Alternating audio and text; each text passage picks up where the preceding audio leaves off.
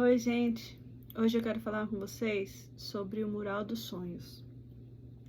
Eu já vi muita gente falando que faz o Mural dos Sonhos, que coloca lá e coloca todas as fotos ou faz um desenho do que eles querem para o futuro.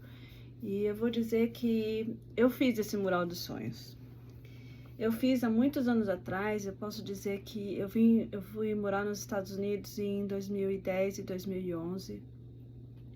E depois que eu morei nos Estados Unidos, quando eu voltei pro Brasil, eu nunca mais me encaixei lá no Brasil. Porque eu achava um trânsito muito carregado. Eu sempre achei que o nosso povo brasileiro, ele não dá valor para aquilo que a gente tem. E eu não me encaixava, não me encaixava. Tinha várias coisas que eu falava, poxa, mas lá nos Estados Unidos eu tinha tempo, eu ia trabalhar e voltava para casa, eu tinha tempo de ir numa praça, caminhar, andar de bicicleta, fazer o que eu quisesse. Então, quando eu voltei para o Brasil, outras coisas em paralelos aconteceram na minha vida. Eu fiquei com o pai da minha filha, eu tive a minha filha, eu comecei a trabalhar lá, num lugar que eu amava muito, gostava demais de lá. E, e a vida foi seguindo. E eu tinha o meu mural e eu falava pro pai da minha filha, na época, eu falava assim, eu quero voltar a morar nos Estados Unidos. E ele falava, opa, eu também vou, nós vamos. O inglês dele era até melhor que o meu. E eu achava tudo muito, sabe, ia dar certo. Eu tinha nesse mural uma foto da casa que eu morava. Eu tinha nesse mural uma foto de um carro. Não, minto, eu não tinha foto do carro. Eu tinha escrito, eu falava que eu queria um Jeep, mas eu não especificava que Jeep que era. E ele ficou ali, eu olhava ele quase todos os dias, quando eu estava deitada na minha cama, eu olhava para ele e lembrava de como era bom morar nos Estados Unidos. E por mais que eu estava tão já integrada na vida no Brasil, eu achava que um dia poderia ser possível, mas eu via a possibilidade de ir embora cada vez mais. Eu fiquei no Brasil por um bom tempo. Eu orava todos os dias a Deus, pedindo, Deus, se for da sua vontade, que me permita ir de volta para os Estados Unidos, que seja na sua hora, que seja no tempo certo, que eu não vá brigada com ninguém, que visto saia, que eu não seja bloqueada, enfim. Toda vez eu orava desta maneira, pedindo para que Deus estivesse na frente da situação. O meu relacionamento com o pai da minha filha não deu certo. E aí que veio a vontade ainda mais de voltar para os Estados Unidos, porque aqui eu ia poder dar uma vida melhor para minha filha. Eu ia poder ensinar para ela, ela ia aprender o inglês naturalmente. Então eu comecei a orar a Deus que, se fosse para eu vir aqui, voltar para os Estados Unidos, que eu viesse sem briga com o pai da minha filha ou com a família do pai da minha filha. Eu orei muito a Deus, me mostra que hora que é, qual é a oportunidade, o momento certo. E quando foi em 2018, eu vim para férias com a Laura, vim ficar na casa da minha irmã e fiquei Não foi em 2018 que eu vim.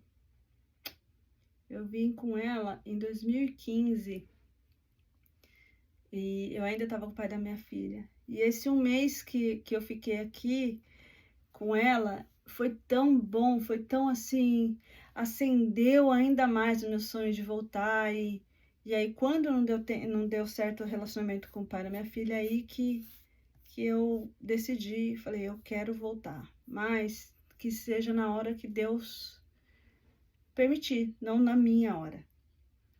E assim foi, minhas orações todos os dias, eu orava a Deus. Eu comecei a praticar um esporte no Brasil, que foi a bicicleta. Eu voltei muita atenção em mim, no meu bem-estar, no bem-estar da Laura. Eu estava trabalhando ainda de novo, né, porque eu tinha sido mandada embora, mas isso é um outro vídeo que eu vou explicar. E eu estava trabalhando no mesmo lugar que eu sempre gostei, amava aquele lugar, conheci todo mundo, mas aí veio a proposta da minha irmã, que me ajudou muito aqui, falou: vem aqui e passa um tempo aqui, a gente te ajuda. E eu peguei e falei assim: ok. Senti no meu coração que era hora de vir, e com muita oração mesmo, eu senti que era hora de falar com o pai da minha filha. E eu falei com ele, não, aí eu tirei o visto. Eu falei com Deus assim: Deus, se for pra gente ir, eu vou tirar o visto, não vai ser negado, minha filha também vai ter, a gente vai tudo legal, nada bagunçado, porque eu queria estar sobre o comando de Deus. Fiz a entrevista, eu e minha filha, deu tudo certo, saiu, passaporte, visto, como sempre. E aí eu falei assim: então tá bom, Deus, agora eu vou falar com a família do pai da minha filha. Falei com eles ficaram tristes logo, lógico, porque é a única filha, única neta, mas eles entenderam que era melhor para Laura. E eu falei, agradeci muito a Deus, e o meu mural tava lá, o meu mural de fotos, a vida que eu tinha lá, a praça que eu gostava de caminhar.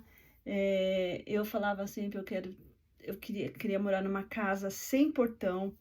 Então eu não tinha foto da casa, mas sem portão, sabe? Porque eu sempre achava que casa sem portão era aqui nos Estados Unidos, porque no Brasil é tudo fechado. Se a casa não tem portão, é dentro de um condomínio fechado.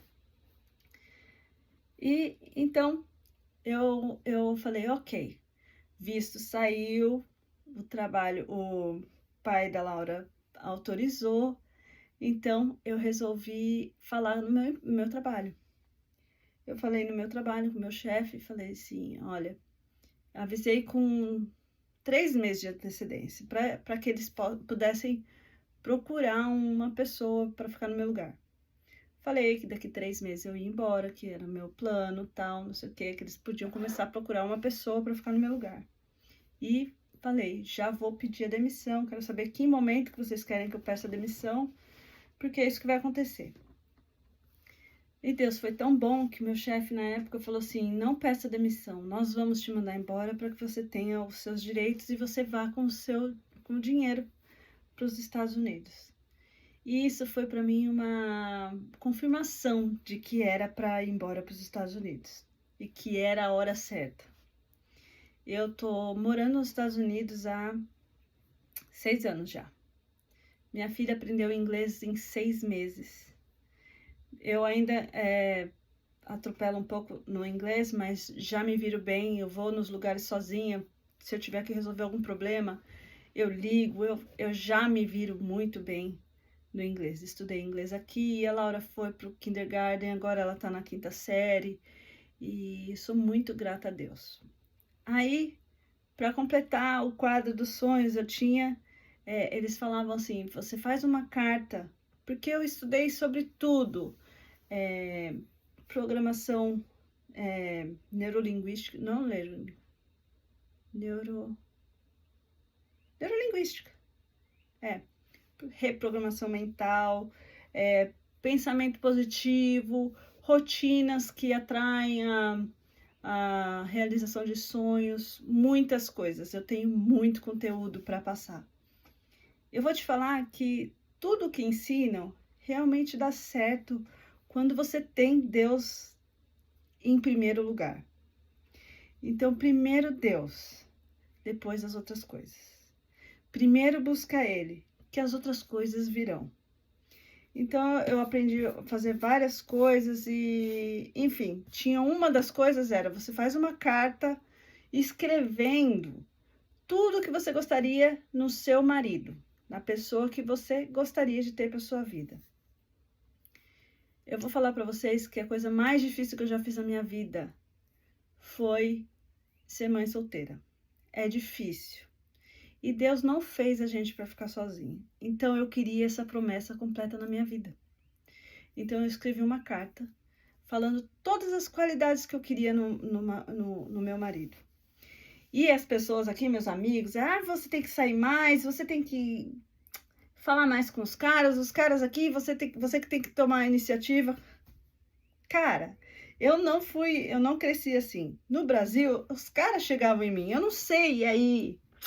E aí, você tá sozinha? Tô sozinha, vamos, né?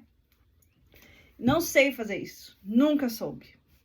Então, eu fiquei aqui, meus amigos, o povo falava, você é muito exigente, você quer alguém que faça exercício, que não beba, que não fume, que trabalhe, que não sei o que lá. Você nunca vai encontrar, você é muito sonhadora. Teve uma pessoa da minha família que falou assim, você sonha muito.